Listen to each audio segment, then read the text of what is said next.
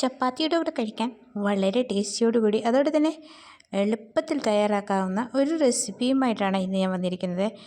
തക്കാളിയും മുട്ടയും ഉണ്ടെങ്കിൽ വളരെ എളുപ്പത്തിൽ തന്നെ നമുക്ക് തയ്യാറാക്കാൻ പറ്റും. അതുപോലെ വളരെ ടേസ്റ്റിയാണ്. കുട്ടികൾക്കൊക്കെ തീർച്ചയായിട്ടും ഇഷ്ടപ്പെടും. അതുപോലെ ടിഫിനകത്ത് കൊടുത്തു വിടാനൊക്കെ നല്ലതാണ്. വളരെ പെട്ടെന്ന് തന്നെ നമുക്കത് തയ്യാറാക്കാൻ പറ്റും. അതിനായി ഞാനിവിടെ എടുത്തിരിക്കുന്നത് മുട്ടയും തക്കാളിയുമാണ്. മുട്ട ആദ്യം പുഴുങ്ങിയെടുക്കുക. ഞാനിവിടെ മുട്ടയൊക്കെ ഒന്ന് പുഴുങ്ങിയെടുത്തിട്ടുണ്ട്. ഞാനിവിടെ 4 മുട്ട എടുത്തിട്ടുണ്ട്. നിങ്ങളുടെ ആവശ്യത്തിനനുസരിച്ച് മുട്ടയെടുക്കാം. ഇനി ഇതൊന്ന് ചെറുതായി അരിഞ്ഞെടുക്കണം. നമുക്കിഷ്ടമുള്ള സൈസിലെടുക്കാം. ഞാനിവിടെ തീരെ ചെറുതായിട്ടാണ് അരിയുന്നത്. നിങ്ങൾക്ക് വേണമെങ്കിൽ ഇങ്ങനെ ഒരു പീസ് 4 ആക്കിയിട്ട് വേണമെങ്കിലും എടുക്കാം. അത് അവരവരുടെ ഇഷ്ടത്തിനനുസരിച്ച് നമ്മളെടുത്താൽ മതി. ഇത് മുട്ടയെല്ലാം ഒന്ന് അരിഞ്ഞെടുക്കണം ആദ്യം. പിന്നെ നിങ്ങൾ ആദ്യമായിട്ടാണ് എൻ്റെ ചാനൽ കാണുന്നതെങ്കിൽ നിങ്ങളുടെ സപ്പോർട്ട് വേണം. അതുപോലെ നിങ്ങളുടെ അഭിപ്രായം കൂടി അറിയിക്കുക. പിന്നെ എൻ്റെ വീഡിയോസൊക്കെ കണ്ടതിന് ശേഷം അതിൻ്റെ അഭിപ്രായമൊക്കെ അറിയിക്കണം. ഈ അഭിപ്രായം അറിയിക്കുമ്പം അത് നമുക്ക് തെറ്റ് തിരുത്തുവാൻ ഇതൊക്കെ ഇടയാവും. എന്തെങ്കിലും തെറ്റുകളുണ്ടെങ്കിൽ പറയുന്നതിലോ അല്ലെങ്കിൽ നമ്മൾ ചെയ്യുന്നതിലൊക്കെ തെറ്റുകളാണ്, അതൊക്കെ തിരുത്തുവാൻ പറ്റും. അതുകൊണ്ട് തീർച്ചയായിട്ടും നിങ്ങളുടെ അഭിപ്രായം കൂടി അറിയിക്കുക. ഞാനിവിടെ മുട്ടയെല്ലാം ഒന്ന് ചെറുതായി അരിഞ്ഞെടുക്കുന്നുണ്ട്. ഞങ്ങൾ ഇവിടെ കുട്ടികൾ ചോറ് അങ്ങനെയുള്ള സാധനങ്ങളൊന്നും ടിഫിനകത്ത് കൊണ്ടുപോകത്തില്ല. ചപ്പാത്തിയുടെ കൂടെ ഞാൻ മിക്ക ദിവസം ഇങ്ങനെയുള്ള ടിഫിനാണ് തയ്യാറാക്കാറുള്ളത്. അന്നേരം ചപ്പാത്തിയുടെ കൂടെ കഴിക്കാൻ വളരെ ടേസ്റ്റിയാണ്. അതുകൊണ്ട് നിങ്ങൾ ഒരു പ്രാവശ്യമെങ്കിലും തയ്യാറാക്കി നോക്കുക. നമ്മൾ ബുർജി ഉണ്ടാക്കുന്ന അതേപോലെ തന്നെയാണ്, പക്ഷേ ഇത് മുട്ട പുഴുങ്ങിയിട്ടാണെന്ന് മാത്രമേ ഉള്ളൂ. ബുർജി ഉണ്ടാക്കുമ്പം ബുർജി എന്ന് പറഞ്ഞാൽ അറിയാമല്ലോ, മുട്ടയും തക്കാളിക്കൊക്കെ ചേർത്തിട്ട് ചെയ്യുന്ന ഒരു കറി. അതുപോലെ തന്നെയാണ്, പക്ഷേ അത് മുട്ട അങ്ങനെ തന്നെയല്ല ചേർക്കുന്നത്. ഇതിനകത്ത് പുഴുങ്ങി ചേർക്കുന്നത് മാത്രമേ ഉള്ളൂ, അല്ലാതെ വേറെ വ്യത്യാസമൊന്നുമില്ല. പക്ഷേ നല്ല ടേസ്റ്റാണ്. തീർച്ചയായിട്ടും നിങ്ങൾ കഴിച്ചിട്ട് നിങ്ങളുടെ അഭിപ്രായം പറയുക. ഞാനിവിടെ സവാള ഉള്ളി എല്ലാം ഒന്ന് ഇതുപോലെ ചെറുതായിട്ട് അരിഞ്ഞെടുത്തിട്ടുണ്ട്. ഇതിലും തീരെ ചെറുതായിട്ട് വേണമെങ്കിൽ അരിഞ്ഞെടുക്കാം. അതിനുശേഷം തക്കാളിയോട് ചെറുതായിട്ട് അരിഞ്ഞെടുക്കുന്നുണ്ട്. അധികം ചേരുവകളൊന്നും വേണ്ടാത്തത് കൊണ്ട് തന്നെ നമുക്ക് പെട്ടെന്ന് തന്നെ തയ്യാറാക്കിയെടുക്കാം.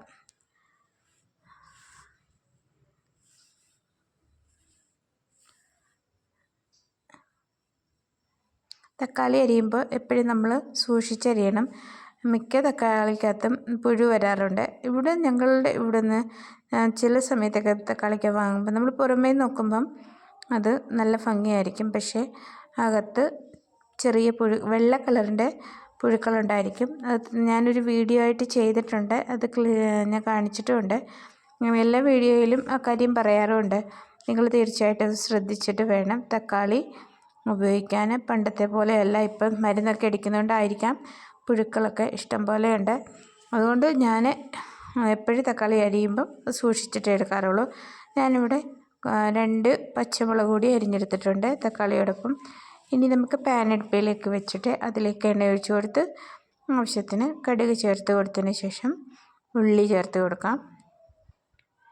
ചെറുതായി അരിഞ്ഞ സവാള ഉള്ളി ചേർത്ത് കൊടുക്കാം.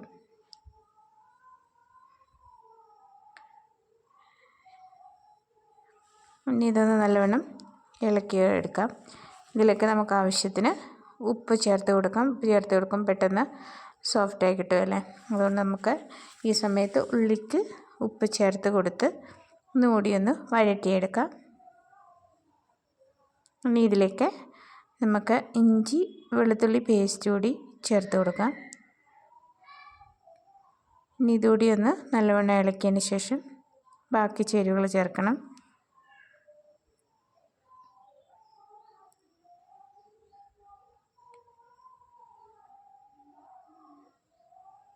വളരെ പെട്ടെന്ന് തന്നെ തയ്യാറാക്കാം. ശേഷം പച്ചമുളക് ചേർത്ത് കൊടുത്തു. ഇനി നമ്മൾ കറിവേപ്പിലയൊന്നും ഇതിനകത്ത് ചേർത്ത് കൊടുക്കത്തില്ല കേട്ടോ. പ്രത്യേകിച്ച് ഹിന്ദിക്കാരുടെ റെസിപ്പിക്കകത്ത് അവർ കറിവേപ്പില അങ്ങനെ ചേർക്കാറില്ല. അവർ മോര് കറി വെക്കുമ്പോൾ അല്ലെങ്കിൽ നോൺ വെജ് എന്തെങ്കിലും വെക്കുമ്പോൾ മാത്രമേ കറിവേപ്പില ചേർക്കാറുള്ളൂ. പക്ഷേ നമ്മൾ മലയാളികൾ എല്ലാ കറികൾക്കകത്തും കറിവേപ്പില ചേർക്കാറില്ലേ. പക്ഷേ ഇതിനകത്ത് ചേർക്കേണ്ട ആവശ്യമില്ല. ഇഷ്ടമുണ്ടെങ്കിൽ ചേർക്കാം, അത് നമ്മുടെ ഇഷ്ടം, അവനവൻ്റെ ഇഷ്ടമല്ലേ. ഇതിലേക്ക് ഞാൻ ചെറുതായി അരിഞ്ഞ് വെച്ച് തക്കാളിയോട് ചേർത്ത് കൊടുത്ത് ഇനി ഇതൊന്ന് നല്ലവണ്ണം സോഫ്റ്റ് ആകുന്നവരെ നമുക്ക് തുടർച്ചയായിട്ട് ഇളക്കി കൊടുത്തുകൊണ്ടേയിരിക്കാം. ഇതുപോലെ നല്ലവണ്ണം ഒന്ന് സോഫ്റ്റ് ആയിട്ടുണ്ട്.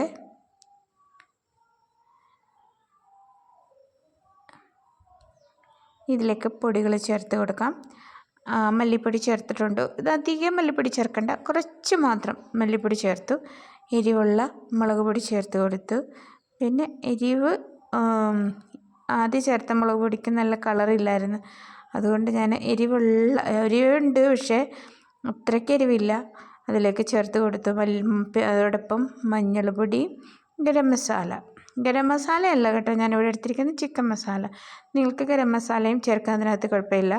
ഞാൻ ചിക്കൻ മസാലയാണ് എടുത്തിരിക്കുന്നത്. ചിക്കൻ മസാലയാണെന്ന് തോന്നുന്നു, എനിക്ക് തോന്നുന്നു ഒന്നുകൂടി ടേസ്റ്റ്, കാരണം നമ്മൾ മുട്ടയല്ലേ ഉണ്ടാക്കുന്നത്. ഇതുപോലെ പൊടികളെല്ലാം ഒന്ന് മൂത്ത് വന്ന് കഴിയുമ്പം ഇനി നമുക്ക് ഇത് ജസ്റ്റ് ഒന്ന് അടച്ചു വെച്ച് വേവിക്കണമെന്ന് എനിക്ക് തോന്നുന്നു.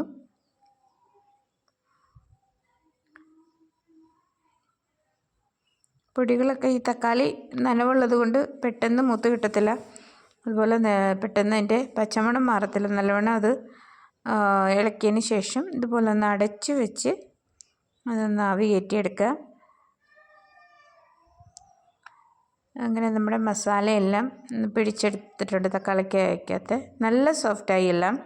ഇനി ഇതിലേക്ക് നിങ്ങൾക്ക് വേണമെങ്കിൽ ഇച്ചിരി ലൂസായിട്ടിരിക്കണമെന്നുണ്ടെങ്കിൽ അല്പം വെള്ളം ചേർക്കാം. ഞാൻ ഇവിടെ വെള്ളം ചേർക്കുന്നില്ല. ഇനി ഇതിലേക്ക് നമ്മൾ തയ്യാറാക്കി വെച്ച മുട്ട ചേർത്ത് കൊടുത്ത് നമുക്ക് ഇളക്കാം.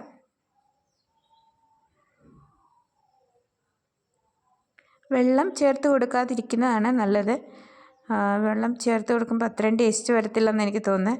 പിന്നെ എണ്ണ ഒഴിക്കുമ്പോൾ കുറച്ച് ഏറെ എണ്ണ ഒഴിച്ചാൽ അത്രയും ടേസ്റ്റാണ്. ഞാനിവിടെ എണ്ണ കുറച്ച് മാത്രമേ ഒഴിച്ചു കൊടുത്തിട്ടുള്ളൂ. ഇനി മുട്ടയൊക്കെ ഒന്ന് ചേർത്തിട്ട് ഒന്നുകൂടി ഒന്ന് അടച്ച് വെച്ച് മുട്ടയിലൊക്കെ ഒന്ന് അതിൻ്റെ മസാലയും ഒക്കെ എരിവൊക്കെ ഒന്ന് പിടിക്കാൻ വേണ്ടിയിട്ട് അതിലൊക്കെ ഞാൻ അല്പം കുരുമുളക് പൊടി കൂടി ചേർത്ത് കൊടുത്തിട്ടുണ്ട്. അത് നിങ്ങൾക്ക് ഇഷ്ടമെങ്കിൽ മാത്രം ചേർത്താൽ മതി. എനിക്ക് കുരുമുളക് പൊടി നല്ല ഇഷ്ടം, അതുകൊണ്ട് ഞാൻ മിക്കവാറും എല്ലാ കറികൾക്കും ചേർക്കാറുണ്ട്.